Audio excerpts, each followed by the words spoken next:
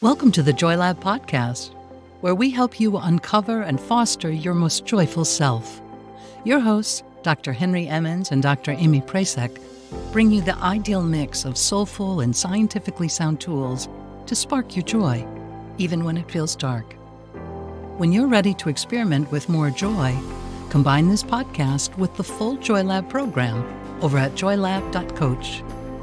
Hello, I'm Henry Emmons, and welcome to Joy Lab.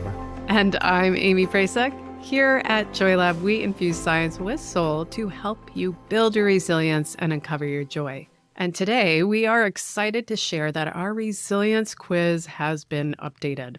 This has been a plan for quite a while, actually, for us. So if you took the resilience quiz prior to the middle of January 2024, come back and take it again. And if you've never taken it, now is the perfect time.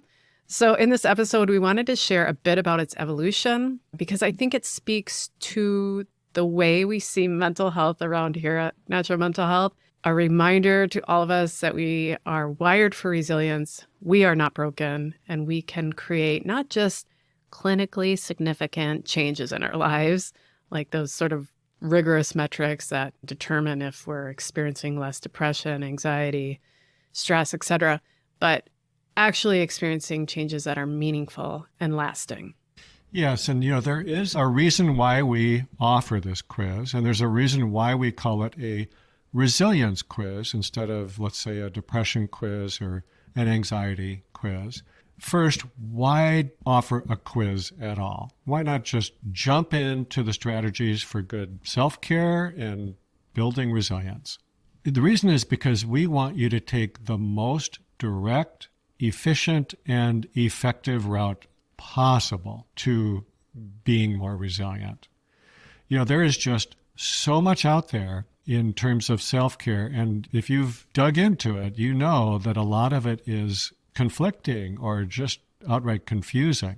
And we are trying to take the confusion out of it.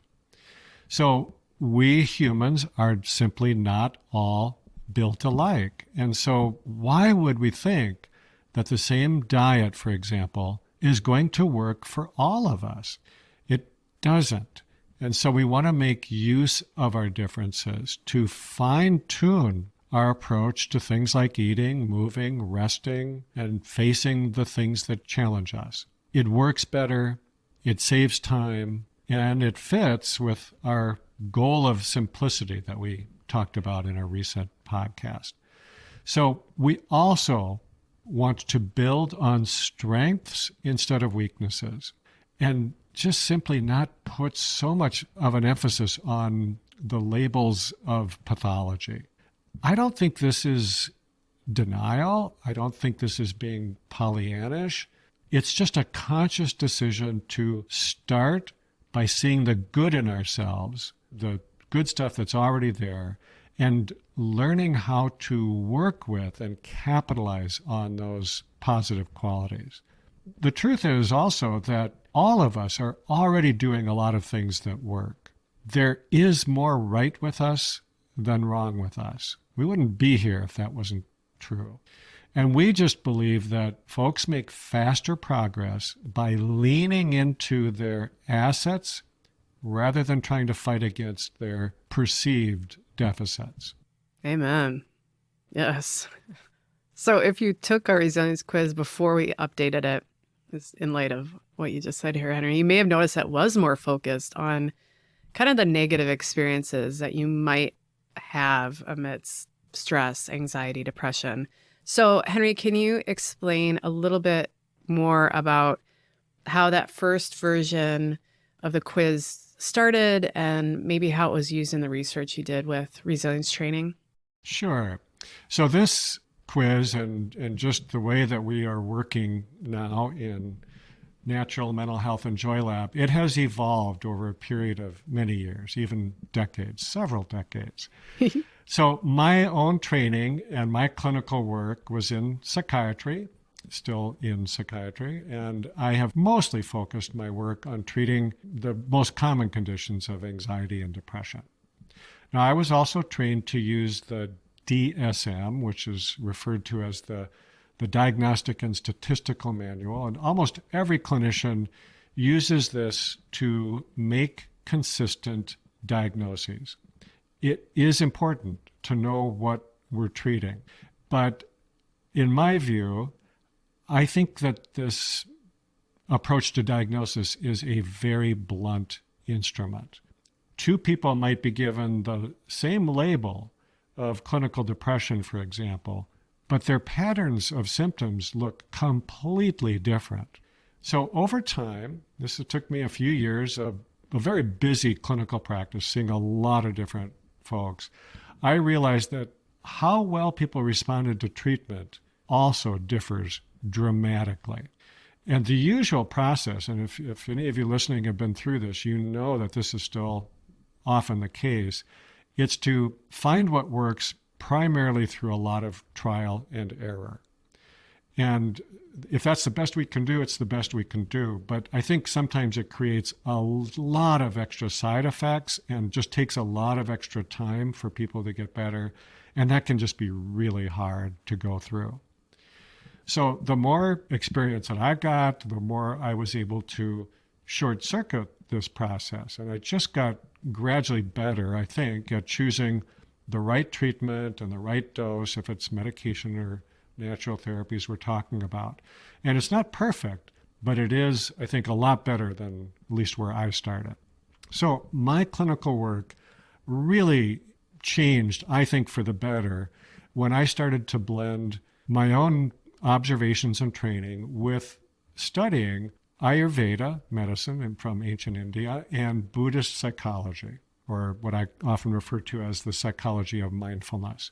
Now, they are very different from each other, and they're also very different from how I was trained. But there was this common thread through all three of these approaches, especially when it comes to mental and emotional suffering. Now, I know I'm simplifying this, but it just jumped out at me, and I found it to be really helpful for me, and I think for a lot of clinicians who I've worked with over the years, to recognize one of these three patterns.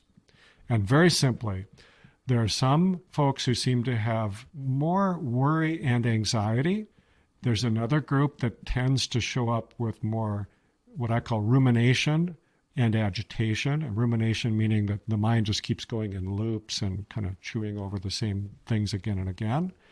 And then there's a third group that tends to feel more flat and sluggish, kind of emotionally flat. So these three patterns are slightly different depending on whether the person is dealing mostly with anxiety or mostly with depression. But there's a lot of overlap between those two. But still, I think it is really helpful to be clear about which of those is primary. Is it mostly depression or is it mostly anxiety? And then to try to come up with those categories. So initially, I developed my clinical questionnaires mainly to help me tease out these 6 different patterns, 3 for anxiety and 3 for depression. Yeah, so you can see those roots from that first version of the quiz if you took it. That makes a lot of sense. And it's the kind of tailoring we need in healthcare. I love as well, just thinking about innovation. I think so often innovation in healthcare is assumed that we need like high-tech, multi-million-dollar machines that send out laser beams and robots. I don't know. But it can be much more simple and at the same time offer the tailoring that can be transformative. I just think that's so cool. And so again, now we can see how this quiz, or the first version of it, was just a smaller piece, certainly of a larger set of assessments that you used, Henry, and as an adjunct as well to your overall approach in practice. And so we wanted to, though, use it at Natural Mental Health because of its value, just as I described before a bit. Its record of success on its own, just those 3 patterns that you noted. You know, how does depression or anxiety most show up for folks? Just that piece of information can be so helpful. It was very helpful for me because I think a lot of depression gets communicated or illustrated as just one of those, the last one particularly, sort of flat and sluggish.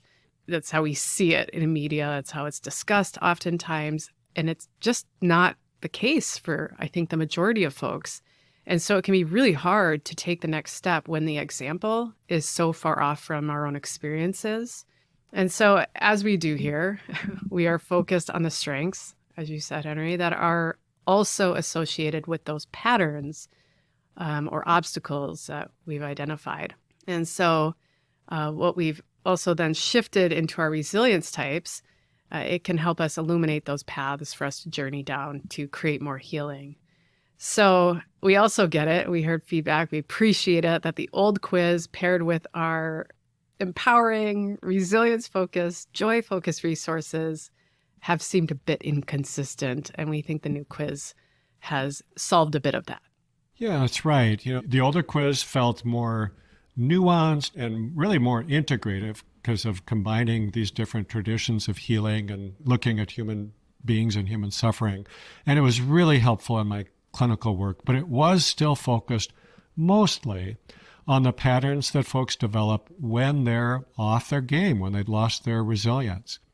And it wasn't until I shifted my own focus in my work and personal life, frankly, toward resilience and later beyond resilience to the elements of a joyful life that we're working on now with the Joy Lab.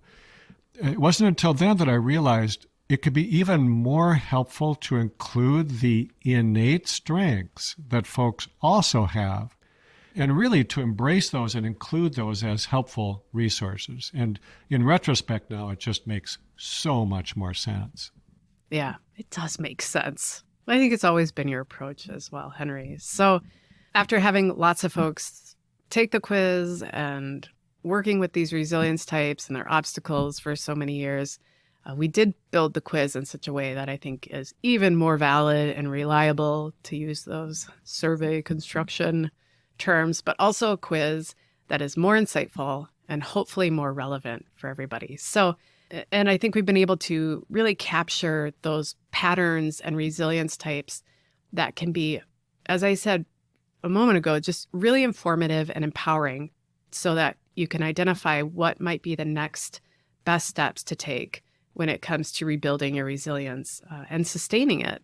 And I think it's also helpful to note that sometimes your resilience type might change because we are a multitude of resilient qualities.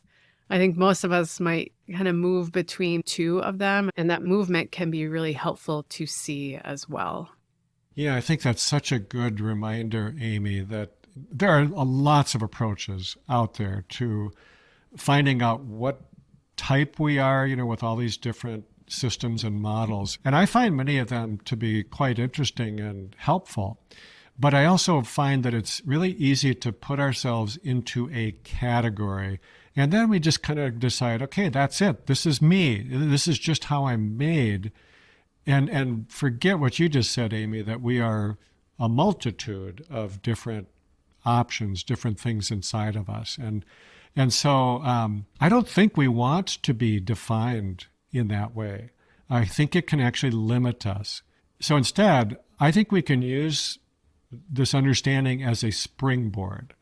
So with our quiz, the way I'd love for folks to use it is more as a way of gathering your strengths and tools. It's like you're pulling everything together in order to embark on a new journey or a new project, let's say, and using them to help you restore your balance, grow your resilience, and build a flourishing life. That last part, I think, is really important.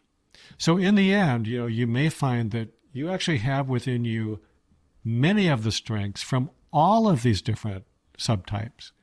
And then you can pick or choose depending on the circumstances. What do I need at this point in time? And then use them only for as long as they're needed, and use them to grow. And I love thinking about growth in the way that the poet Rilke referred to us. So I'm just going to say a couple of lines from Rilke, and I'm going to change them slightly because of the use of the gender pronouns. Winning does not tempt that man. Winning does not tempt that woman. This is how they grow, by being defeated decisively by greater and greater beings. Well, I think that's where we close. That's the quote right there. So I hope that these resilience types and the new resilience quiz support you all. And let's soak in our resilience. Let's grow together. Thank you for listening to the Joy Lab podcast. If you enjoyed today's show, visit joylab.coach to learn more about the full Joy Lab program. Be sure to rate and review us wherever you listen to your favorite podcasts. Please remember that this content is for informational and educational purposes only. It is not intended to provide medical advice and is not a replacement for advice and treatment from a medical professional.